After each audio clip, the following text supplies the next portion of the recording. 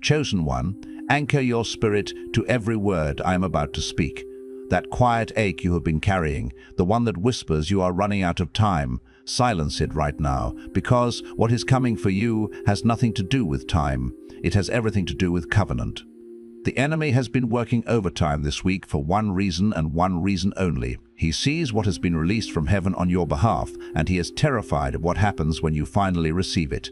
It all shifts in the next 24 hours. The exhaustion, the heaviness, the sense that something irreversible has been happening to you without your permission. But here is what you must understand. This is not ending because of circumstance. It is ending because of who you are and what you have refused to surrender. Think back to that moment this week when you looked in the mirror and felt something you could not name, not vanity, something deeper, like a grief, like a mourning for a version of yourself that you thought was slipping away from you. Maybe you sat in the silence of your home and felt time moving through your hands like water, unable to hold it, unable to slow it. Or maybe you woke up at 3 in the morning this week and lay there in the dark, staring at the ceiling, feeling older than your years, carrying weight that had nothing to do with your body and everything to do with your spirit. You felt it, that slow erosion, that quiet fear that the best of you is already behind you. You did not find this recording by accident. The algorithm did not bring you here. God did. This is a divine appointment that was written before the foundations of the earth were laid. You are standing at a threshold that most people never even see. Do not click away. Your future self, the one who is whole, the one who is renewed, the one who wakes up with fire in their chest instead of dread, that version of you is on the other side of this message. If you leave now, you leave before the verdict is read over your life. In the next few minutes, I'm going to hand you the divine decree that cancels the assignment of premature aging against your spirit, your body, and your calling. I'm going to walk you through the zero-compromise audit that reveals exactly where you have been winning this battle, even while feeling like you were deteriorating. And at the end, we will seal this with a declaration that locks the door on every lie that told you your time was running out. Stay until the final second. I know what the last 72 hours have felt like. The atmosphere has not just been heavy, it has been disorienting. Like gravity shifted slightly and no one else seems to notice but you. Maybe you caught a glimpse of yourself and felt a flash of something close to fear. Or maybe it was not about the mirror at all. Maybe you have been feeling it in your energy, in the way mornings feel harder than they used to.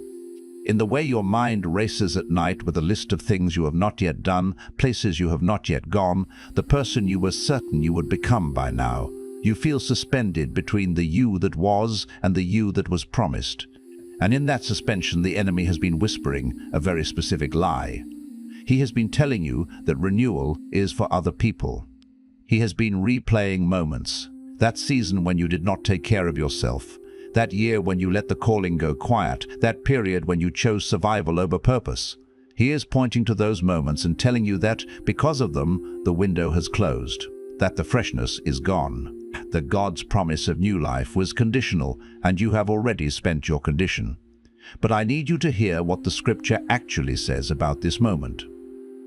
Isaiah 40:31 says, "But those who wait on the Lord shall renew their strength. They shall mount up with wings like eagles. They shall run and not be weary. They shall walk and not faint." Listen to that promise. Not they might renew. Not they could renew. They shall. That is not a possibility. That is a verdict. That is a legal decree from the court of heaven that has already been signed, already been sealed, and is now being delivered to your door. The enemy wants you to believe that renewal is linear, that it follows the same rules as the world's calendar. That youth moves in one direction, and once it passes, it is gone. But that is a deception built on the wrong timeline. You are not operating on the world's clock, you are operating on a covenant clock. And on that clock, God does not give back half of what was taken. He restores everything. More than everything, He gives back the years. He gives back the energy. He gives back the brightness in your eyes and the fire in your belly and the feeling that your best days are not behind you but roaring toward you at full speed. The heaviness you feel right now is not the weight of age. It is the weight of a cocoon, Something is being completed inside you, not finished in the way of ending, but finished in the way of being made whole. You think those quiet, painful seasons where you felt yourself fading were losses. You think the years that felt wasted were subtracted from your total. But let me reframe your reality right now. Those seasons were not erosion, they were preparation. Every moment you felt yourself emptying out was God making room for something that cannot coexist with the old version of you, the gift that is coming. This unexpected, covenant-backed, heaven-released gift of renewal, it required the old container to be broken first. You are not aging out of your purpose, you are being aged into it. And the version of you that emerges from this season will not look like what the world said you should look like at this point on the calendar. It will look like what God promised before time began. You are not running out of time. Time is running out of excuses to hold you back. Some messages don't just inform, they activate. If something stirred deep in your spirit just now, you may be ready to receive the Chosen One's blueprint. This sacred guide reveals the 8 divine patterns behind your calling, your suffering, and your destiny.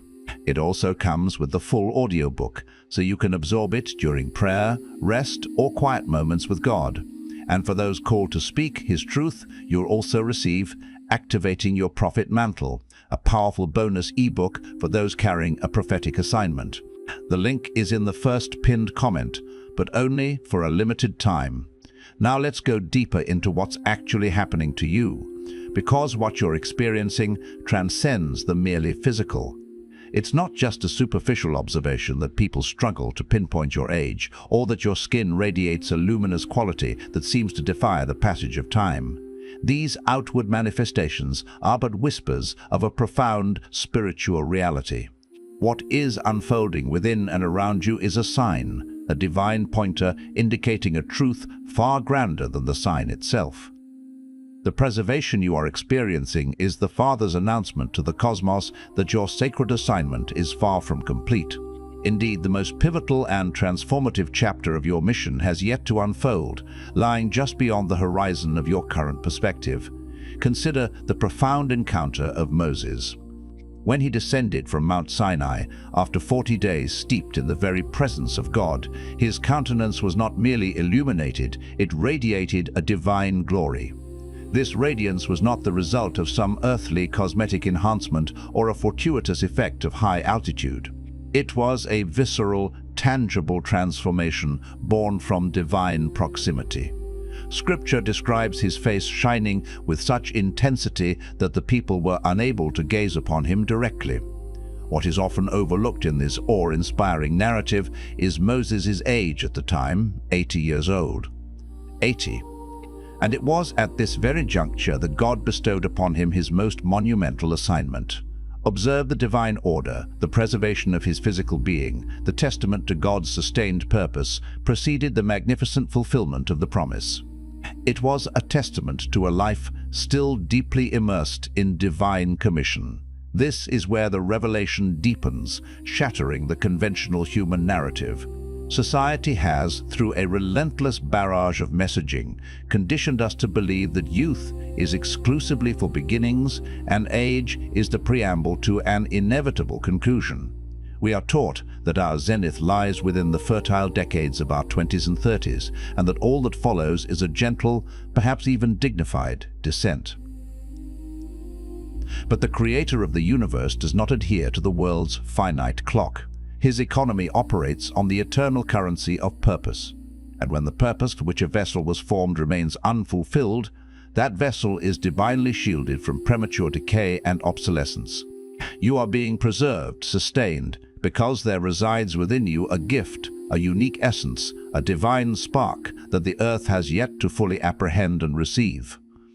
Now we must confront a truth that may feel challenging, a necessary recalibration before we proceed further. Many individuals encounter the gift of divine preservation and, tragically, misdirect its purpose. They begin to bask in the glow of the gift itself, allowing it to become an idol rather than surrendering in humble gratitude to the giver of all gifts. The accolades and admiration become a gilded throne upon which they sit, rather than a sacred altar where they kneel in worship and service.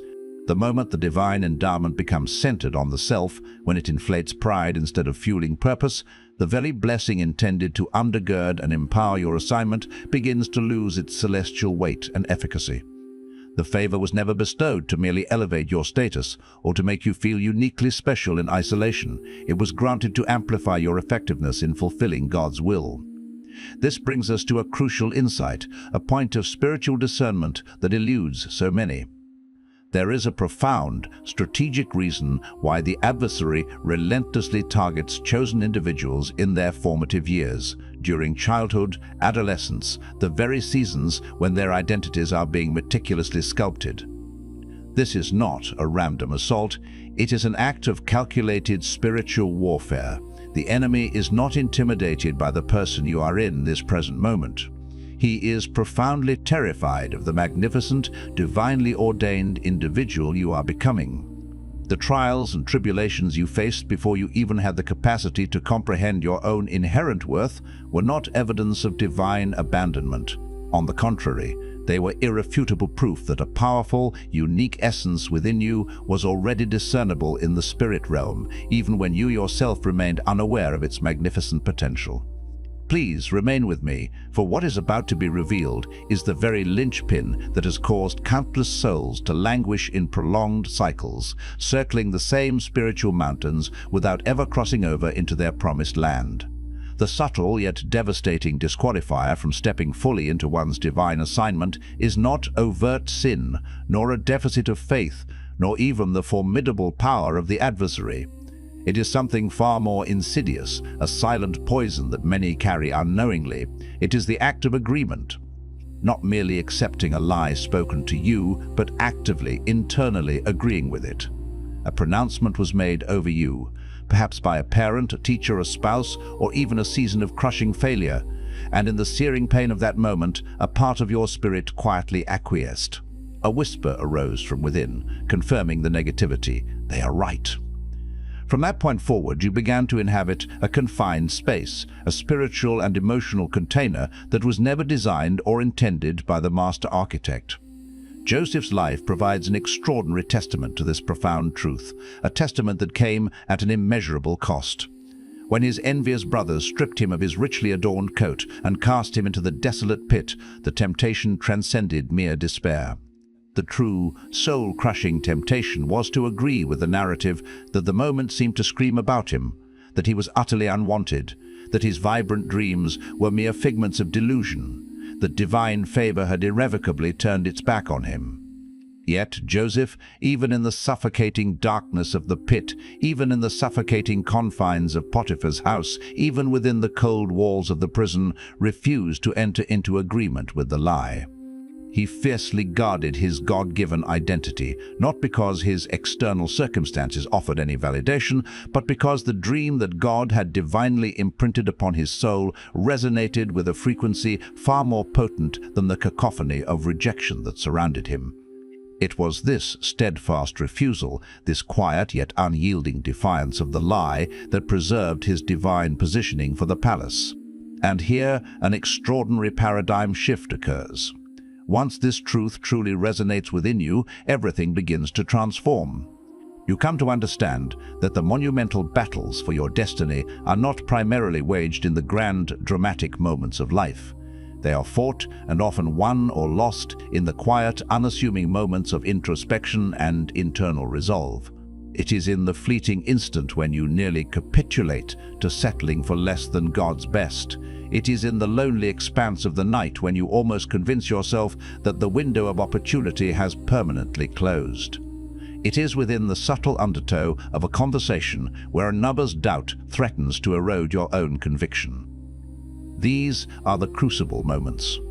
And if you are still standing here, if you have navigated those treacherous internal landscapes and emerged intact, you must grasp this essential truth. Your survival was not a matter of happenstance. It was a divinely orchestrated feat of spiritual architecture. God meticulously designed you, embedding within your very being the capacity to withstand the onslaught of that which was sent to annihilate you, because he possessed perfect foresight of the glorious destiny that awaited you on the other side.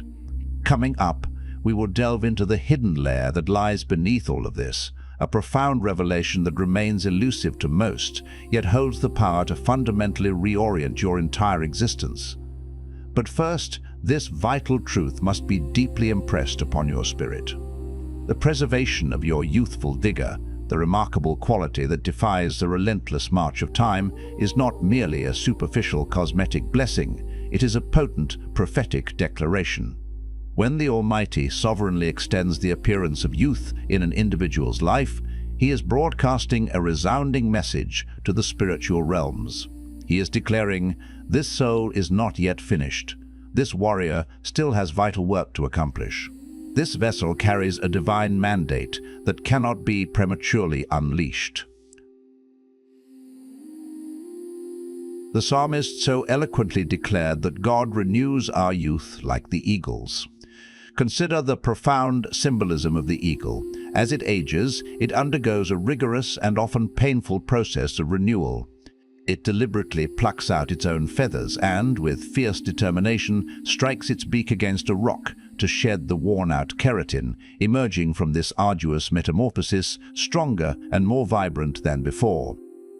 Your preservation has not been without its sacred cost. The very trials and tribulations that were designed by the enemy to aid you, to wear down your spirit, to etch the visible scars of your past onto your countenance. These, by divine intervention, God has reversed. What the adversary intended as mere erosion, God transmuted into a glorious process of refinement. And here, we venture into even deeper territory, exploring a perspective that will undoubtedly challenge your long-held interpretations of your own life journey. You have likely, with considerable frequency, observed periods of delay, those extended seasons where progress seemed utterly stagnant, where prayers felt like they vanished into an indifferent void, where others appeared to surge forward while you remained seemingly rooted in place. These barren periods have, perhaps, been interpreted through the lens of divine punishment or, even more painfully, as conclusive evidence of being overlooked and forgotten by heaven. But what if these delays were not punitive, but profoundly preparatory? What if the stillness was not an absence of God's attention, but rather the very space where he was performing his most intricate, unseen work? An internal renovation of your innermost being, a process imperceptible to the external world, but one that will radiate with undeniable power when you finally step into your designated space. Consider Esther's remarkable journey. She did not present herself before the king the very moment she arrived at the palace. She underwent 12 months of intensive preparation, a full year dedicated to being meticulously made ready for the singular moment that would determine the fate of an entire people. And she did not, in her haste, circumvent or despise this process. She honored it with unwavering reverence. You, too, have been in a season of divine preparation, and that preparation is nearing its glorious culmination. However, permit me to present a truth that you may find initially unsettling, a truth that is nonetheless crucial for breaking cycles and unlocking your next level. Often the formidable obstacle standing between you and your divine progression is not the overt force of the enemy, nor the lingering shadows of your past, nor even the deep wounds inflicted by others. Sometimes, and this is the transformative aspect that shatters generational patterns, the greatest impediment is the insidious comfort you have cultivated within your current circumstances. You have become so accustomed to being overlooked, to existing in the periphery, that the prospect of being truly seen and recognized now evokes a sense of profound terror. You have journeyed through the wilderness for so long that the very concept of a promised land now sounds suspiciously like an elaborate deception.